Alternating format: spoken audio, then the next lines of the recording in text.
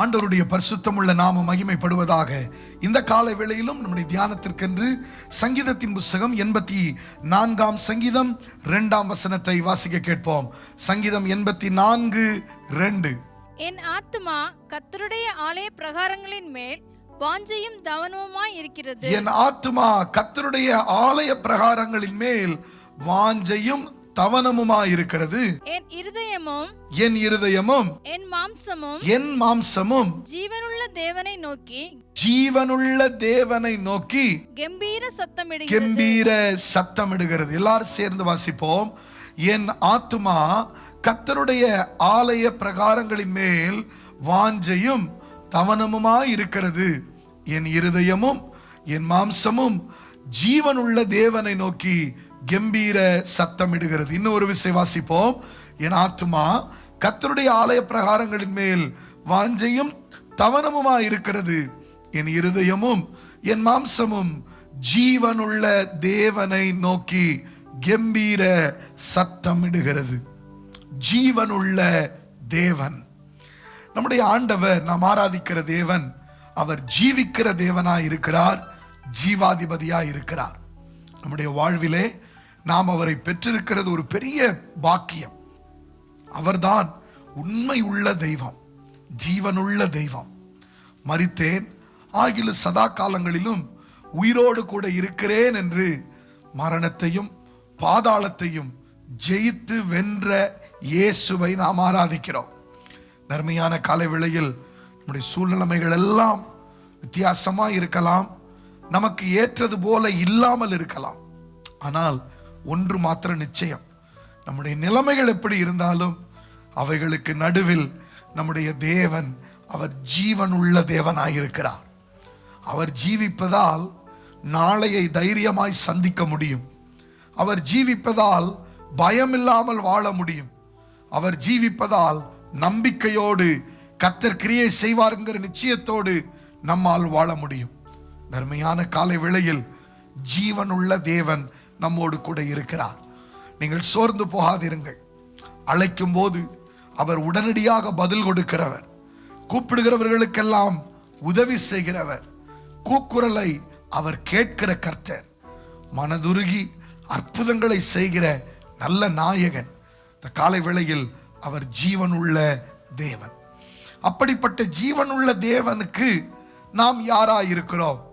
இந்த ஜீவனுள்ள தேவன் என்கிற தலைப்பில் இன்றைக்கும் நாளைக்கும் நாம் தியானித்தாலும் இந்த காலை வேளையில் ஒரு முக்கியமான கேள்வி, இந்த ஜீவனுள்ள தேவனுக்கு நாம் யார்?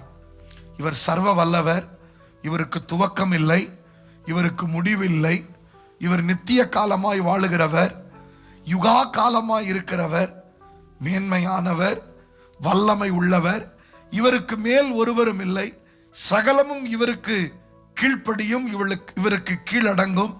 அப்படிப்பட்ட இந்த ஜீவன் உள்ள தேவனோடு இருக்கிற உறவு என்ன?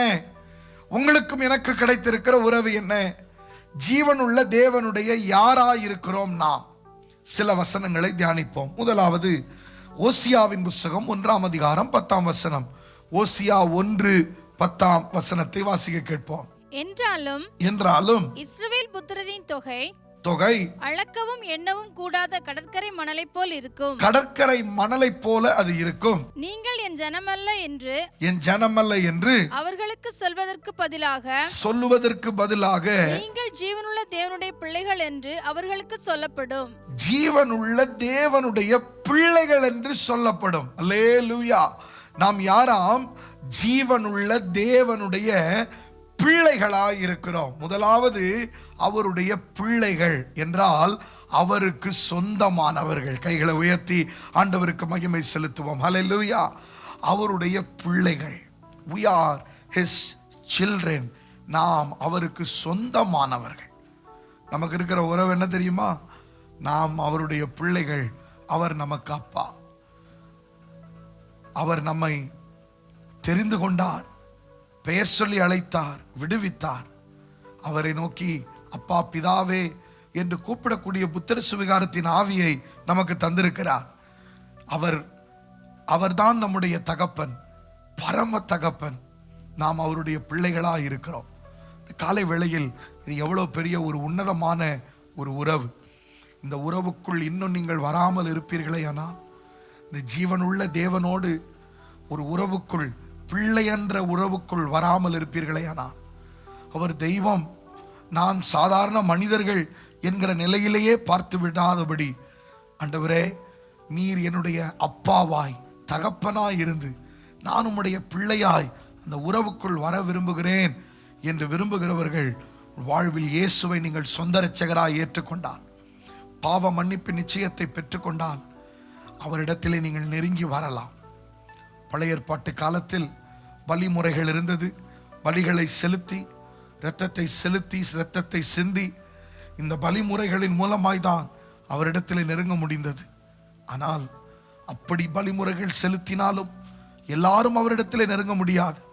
பிரதான ஆசாரியன் மாத்திரம் வருஷத்திற்கு ஒரு முறை அந்த மகா பரிசுத்த ஸ்தலத்திற்குள்ளே அவன் போய் கர்த்தருடைய சமூகத்தில் நிற்க முடியும். ஆனால் இயேசு கிறிஸ்துவின் சிலுவை தியாகத்தின் மூலமாய், சிலுவையிலே இயேசு சிந்தின இரத்தத்தின் மூலமாய் நமக்கு அந்த கிருபாசன தண்டையிலே நெருங்குவதற்கு, அவரை அப்பா பிதாவே என்று கூப்பிட்டு ஆராதிப்பதற்கு ஆண்டவர் வாசல்களை திறந்திருக்கிறார். ஆண்டவர் அந்த திரைச்சிலையை கிழித்திருக்கிறார். நாம் அவருடைய பிள்ளைகளாய், ஜீவனுள்ள தேவனுடைய பிள்ளைகளாய் இருக்கிறோம். அவருடைய இரத்தத்தினால ஒவ்வொரு நாளும் கழுவப்படணும். ரட்சிக்கப்பட்ட கர்த்தருடைய பிள்ளையே, ஒவ்வொரு நாளும் உங்க வாழ்க்கையில இயேசுவின் இரத்தத்தினால கழுவப்படுகிற அனுபவம் இருக்கணும். ஒவ்வொரு நாளும் கழுவப்பட்டு ஒவ்வொரு நாளும் அவர் பிள்ளையாய் வாழணும். அவர் பிள்ளை என்று சொல்லும்போது முதலாவது கழுவப்பட வேண்டும். இரண்டாவது, அவருடைய சுவாபங்கள் நமக்குள்ள இருந்தாதான் அவர் பிள்ளை. சில நேரத்தில் வீட்டில் சில பிள்ளைங்க பயங்கரமாக சேட்டை பண்ணால் அந்த பிள்ளைய பார்த்து சொல்லுவாங்க, குரங்கு சேட்டை பண்ணுறான்னுவாங்க. இந்த குரங்கு சேட்டை அப்படின்னா, குரங்கு மாதிரி அங்கேயும் இங்கேயும் தாவிட்டு இருந்தால் அது அங்கே சிம்பாலிக்கலாக சொல்லுவாங்க. நம்ம இயேசுவை வெளிப்படுத்துவோமே ஆனால், இயேசுவை போல வாழுவோமே ஆனால், வசனத்தின்படி வாழுவோமே ஆனால், நாம் அவருடைய பிள்ளைகள் என்பதை இந்த உலகம் அப்பொழுது தான் அங்கீகரிக்கும். இரத்தத்தினாலே கழுவப்படும் அனுபவம், அவரை போல வாழுகிற அனுபவம். மூன்றாவது, அவரை போல இருதயம் நமக்குள்ளே தேவை. அவருடைய பிள்ளைகளாக இருக்கணும்னா அவர் இருதயம் தான் நமக்கு இருக்கணும். அவருக்கு என்ன இருதயம்? ஒருவரு கெட்டு போகாமல் எல்லாரும் நித்திய ஜீவனை அடைய அவர் விரும்புகிறார். நம்ம இருதயமும் யாரும் கெட்டு போயிடக்கூடாது, எல்லாரும் ரட்சிக்கப்படணும், எல்லாரும் பரலோகத்துக்கு வரணும். இந்த இருதயம் இருக்கணும். அப்பொழுதுதான் நாம் தேவனுடைய, ஜீவனுள்ள தேவனுடைய பிள்ளை என்கிற இந்த உறவில் நாம் இருக்கிறோம். பிள்ளை என்கிற உறவை தருகிறார். இரண்டாவது, தானியேல் 6ஆம் அதிகாரம் 20ஆம் வசனத்தை பாருங்கள். தானியேல் 6:20. ராஜா கெபியின் கிட்ட வந்தபோது துயர சத்தமாய் தானியேலை கூப்பிட்டு தானியேலே, ஜீவனுள்ள தேவனுடைய தாசனே, நீ இடைவிடாமல் ஆராதிக்கிற உன் தேவன் உன்னை சிங்கங்களுக்கு தப்புவிக்க வல்லவராய் இருந்தாரா என்று தானியேலை கேட்டான். தாசன் என்கிற உறவு. நாம் ஜீவனுள்ள தேவனுடைய தாசர்கள். இந்த உறவு எதற்காக என்றால், ஆராதித்து அவரை மகிமைப்படுத்த. பாருங்க, முதலாவது பிள்ளை என்கிற உறவு. அந்த உறவு, நான் அவருக்கு சொந்தமானவன். இரண்டாவது ஒரு உறவு, நான் அவருடைய தாசனான், தேவனுடைய தாசன். தேவனுடைய தாசனாய், ஜீவனுள்ள தேவனுடைய தாசன், அவரை ஆராதிக்கிறவன். நன்மையான காலை வேளையில் நாம் அவருடைய தாசர்களாய் அவரை தான் ஆராதிக்கணும். உலகத்தில் உயர்த்தப்பட புகழ்ச்சிக்குரிய அநேக காரியங்கள்லாம் இருக்கும்.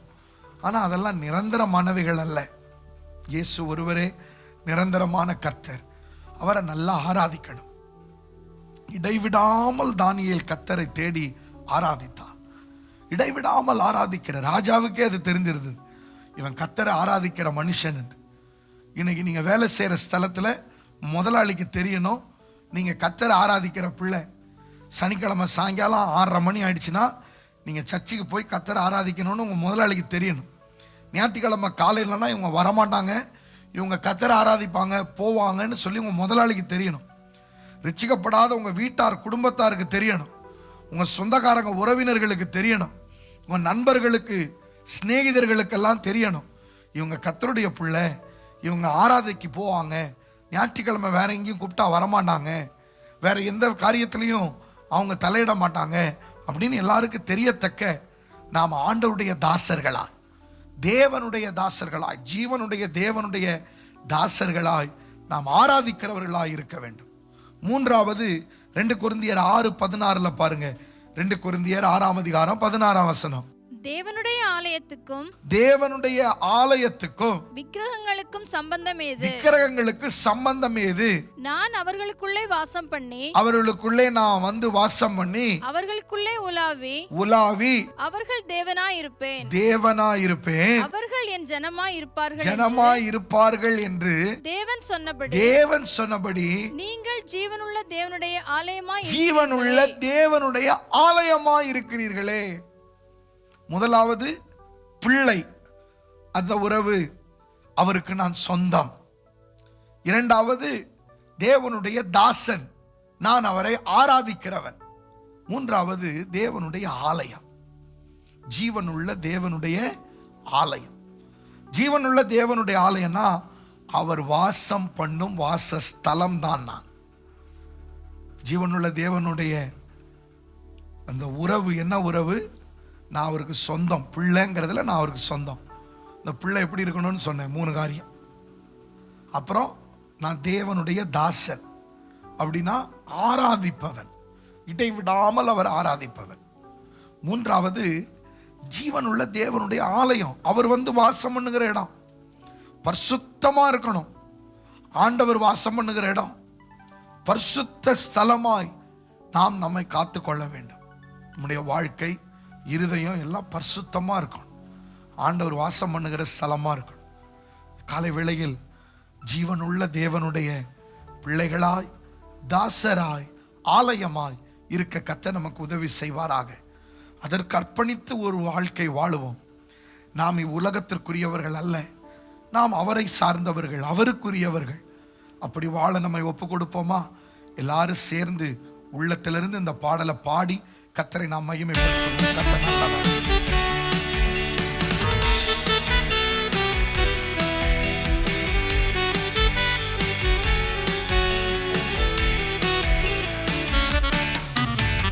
தேவனின் ஆலயமே, பரிசுத்த ஆலயமே, மகிமையின் ஆலயமே, நாமே அவ்வாலயமே. தேவனின் ஆலயமே, பாடுங்க.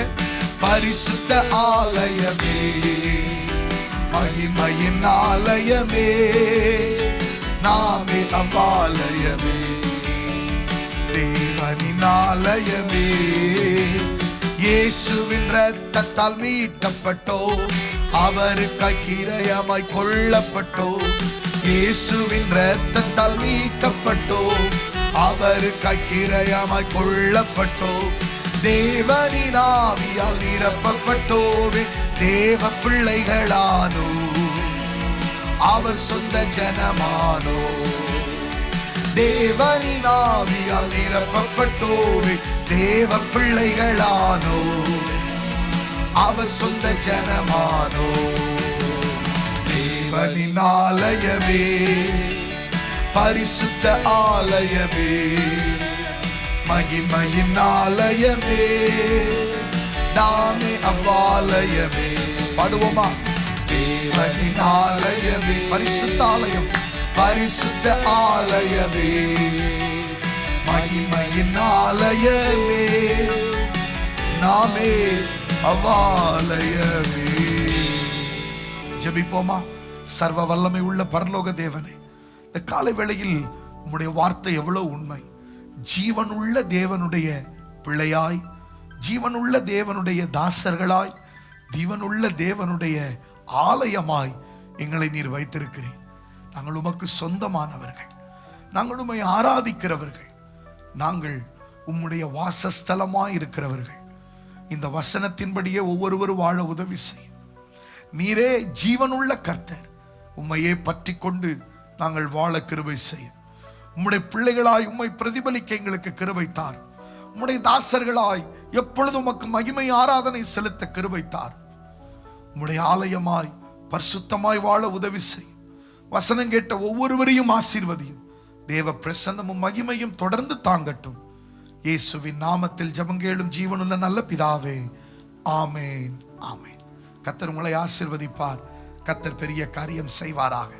இன்று இரவும் நம்முடைய குடும்ப ஜெபங்களில் ஜெபிக்க வேண்டிய ஜெப அட்டவணை நாம் பார்ப்போம். ஜீவனுள்ள தேவனே வாரும், ஜீவ பாதையிலே நடத்து, ஜீவ தண்ணீர் ஊறும் ஊற்றிலே ஜீவன் பெற என்னை நடத்தும். இந்த பாடலை பாடி கர்த்தரை மகிமைப்படுத்துங்கள். அப்போஸ்தலர் 2ஆம் அதிகாரத்தை வாசியுங்கள். சங்கீதம் 84 2ஆம் வசனத்தை மனப்பாடம் பண்ணுங்கள். ஜீவனுள்ள தேவனுடைய பிள்ளை தாசன் ஆலயம் என்கிறதை மறவாமல் தேவ ஜனங்கள் வாழ நாம் ஜெபிப்போம். கர்த்தர் உதவி செய்வார். கர்த்தர் பெரிய காரியங்களை செய்வார். கர்த்தர் தாமே உங்களை ஆசீர்வதிப்பாராக. ஸ்தோத்திரம்.